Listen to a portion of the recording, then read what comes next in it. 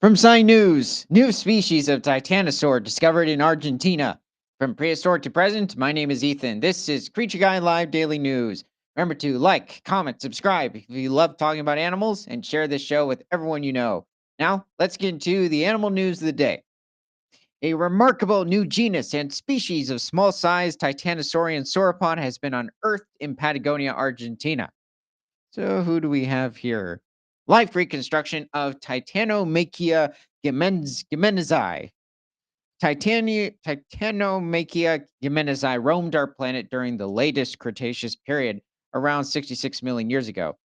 Okay, this, out of all the times this newspaper um, will use period, it uses it in the standard you would use epoch, and every other time uses the term epoch. So this would be during the Maastrichtian epoch of the Cretaceous.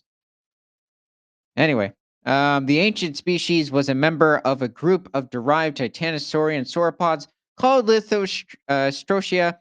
Lithostrotia is a very large family of titanosaurs existed during the Cretaceous period and ventures off into at least four different subfamilies of Lithostratian titanosaur and shared some features within the family Saltosauridae. Okay, this is much more specific. So this is relating to the family of many of them armored sauropods, the Saltosaurs. And yes, these tend to be medium-sized sauropods.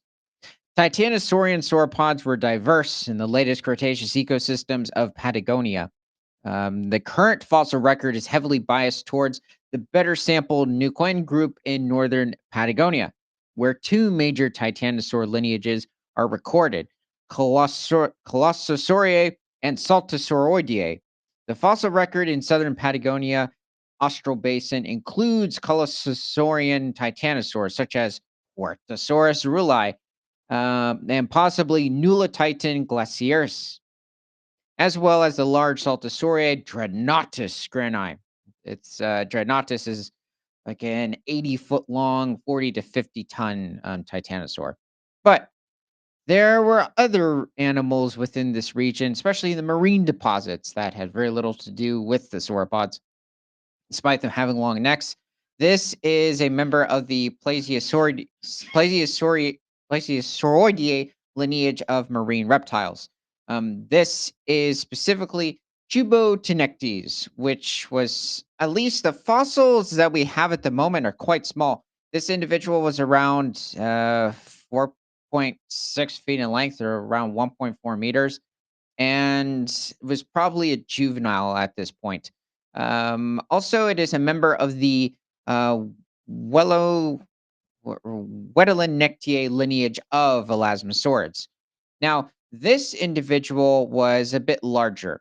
This is specifically a Cowanectes, which is a member of the Elasmosauridae lineage of Plesiosaurs as well. Both of these animals existed a little prior to when this sauropod evolved. It's also possible that the sauropod was around at least 67 million years ago and not right when the asteroid hit the Earth, or at least the mass extinction event of the dinosaurs. Um, the Cowanectus was somewhere around, well, first of all, it possibly existed somewhere between 68 to 70 million years ago and reached somewhere around 10 feet or 3 meters in length. Both of these animals, including the Chubotinectus, were probably feeding on a wide variety of different species of cephalopods, especially the ammonites that existed within the region. The ammonites first evolved during the Devonian, at least 375 million years ago, and would end up going extinct with the marine reptiles around 66 million years ago. It's a bit of a question as to why they all of a sudden ended up going extinct at that point, just considering they survived the Permian mass extinction, which was the worst mass extinction in at least the last 545 million years of prehistory.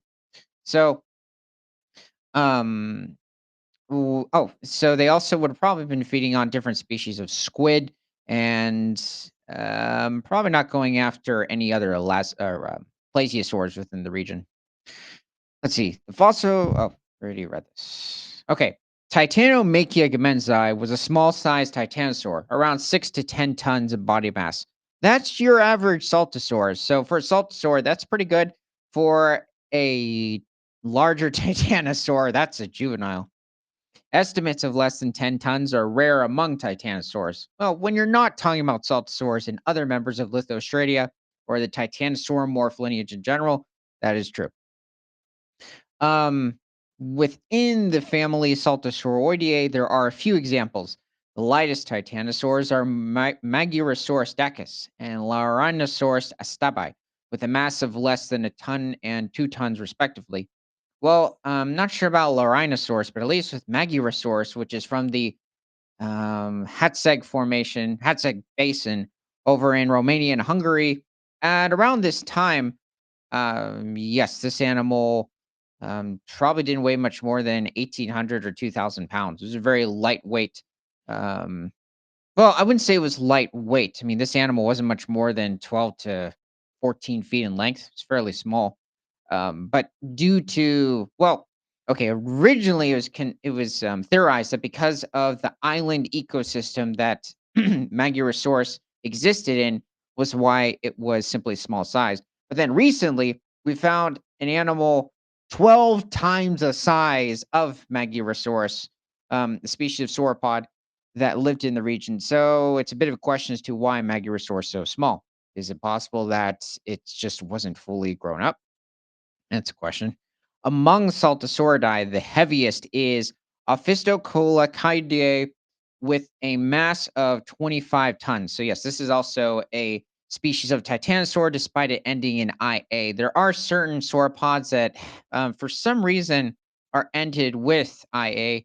Um, and it can be a bit confusing because for many that, if, okay, when it many families of animals or especially like different groups will be ended with IA. Like if you're talking about um trying to think of a family real quick. It's not hitting me, but the thing is that this isn't very common with different genre or even species. While within the last Saltosaurinae, the body mass varies between 5 and 6 tons. Okay, so wait, while within the Saltosaurinae, did I say the last? Oh well. Um, they can be a bit larger. I wouldn't say that it's necessarily average. The fossilized remains of Titanomachia gemensai were recovered from the outcrops of the La Colonia Formation in Chubut Province, Patagonia, Argentina. The holotype of Titanomachia gemensai comes from the middle section of the La Colonia Formation. In levels like those of other dinosaurs, abelisaurs, hadrosaurs, and chylosaurs, turtles and mammals reported from this formation. Here's the problem, though. There have been different confirmed species, well, maybe 3 species of turtles from the region, also quite distantly related to today's turtles, and at least 5 different species of mammals. However, when it comes to the hadrosaurs and ankylosaurs from this region, they have not been identified. And this might be the first confirmed sauropod in the region. Like there might have been there's another family of sauropod here, but the animal has not been confirmed. So it's a really big question. So it's just really based on fragments with these two. So it's this could be one of the first confirmed herbivores that has been found in the Colonia Formation, despite being represented only by fossilized limb elements. Um, this is actually fairly common, especially with sauropods. I mean, we're lucky that we even found limbs of the animal. It would have been nice if we found a skull, part of it, even some vertebrae, but it's there. The limbs are distinct enough to make it a new species. The new species exhibits a unique combination of characteristics for a late Cretaceous titanosaur. The small adult size of Titanomachia gemensai places it in a similar range as Saltosaurus and Nuquensaurus, but heavier. Yes, I would say Saltosaurus and Nuquensaurus are slightly smaller than the 10-ton range that they're giving this animal. Oh, also within the region, you have a member of the Polycotidae lineage of Plas- Plasius Plesiosauridae, not Plesiosauridae. But this is a group of marine reptiles. So these are not necessarily true long-necked plesiosaurs. These aren't even pliosaurs. These are actually their own distinct family of marine reptiles that first evolved somewhere around 113 million years ago during the early Cretaceous period and would end up going extinct at around 70, somewhere between 72 to 73 million years ago. So this would have been towards like the earlier stages of the La Colonia formation.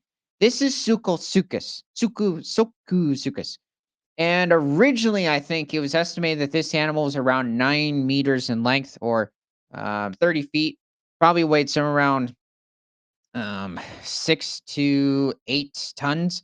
Now it's estimated that Silkusuchus could have reached somewhere around 36 feet or a little over 11 meters and weigh as much as 13 tons. So this was a very large marine reptile in the area, probably having a similar feeding behavior to the plesiosaurs in this region. Looking at the dental structure of, or at least the overall skull of these marine reptiles, they probably weren't going after larger prey items. They had relatively weak skulls. And so they were probably focusing on um, lightly built ammonites, different species of fish and squid in the region, even occasionally possibly going after different species of sharks. And then you have on land one of the only confirmed predators within the region. This is the Carnotaurus, which is probably the most famous member of the Abelisaurid family. Now, it is also a member of the subfamily Cartorni, wait, Carnotaurni, within the Abelisauриds. Now, the Abelisauриds, or at least Carnotaurus itself, comes from a family of animals that evolved during the Jurassic. So the Abelisauриds first evolved somewhere around 160 to 170 million years ago. And many, in general, the Abelisauриds are only talked about for the most part during the late Cretaceous. Occasionally, you might see it where they're talked about earlier in the late Cretaceous towards the Turonian stage, somewhere around like 97 million years ago with the North African Rugots. But they actually, the family extends much further back. This is just another drawing somebody put out, just like putting out people's drawings because they put a lot of work into them. But the thing is that when it comes to Carnotaurus, is that they actually had some of the most flexible arms of any theropod dinosaur. And literally, they could make a 360-degree turn. But it is a big question as to what these small arms would have been used for, because in some instances, they were smaller compared to their body size.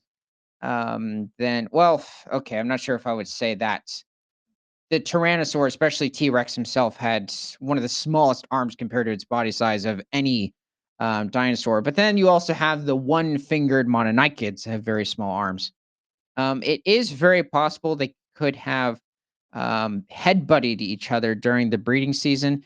The Abelisaurs had pretty robust skulls, and Carnotaurus could reach a length of somewhere around 26 feet, or I think pushing 8 meters, and reach about around 2 tons, and most likely fed on the smaller or medium-sized species of Saltosaur, Titanosaur within the region, as well as possibly hunting on other species of megaraptors, even or even other abelisaurs, considering there's evidence from other species of abelisaur that they were cannibals, such as Majungasaurus, from the bite marks that we found of other Majungasaurs, and it's the only other predator in the region that had the skull that was capable of doing such damage.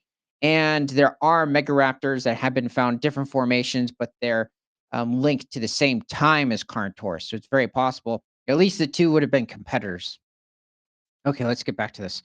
Further research is oh wait, no. It's Astragalus displays an intermediate morphology between Colossauridae and Saltasauridae, allowing for an articulation between Zygopodium and Autopodium similar to Solosauridae, but with contributions from both the tibia and fibula. So I believe this is referring to the shin and the thigh bone.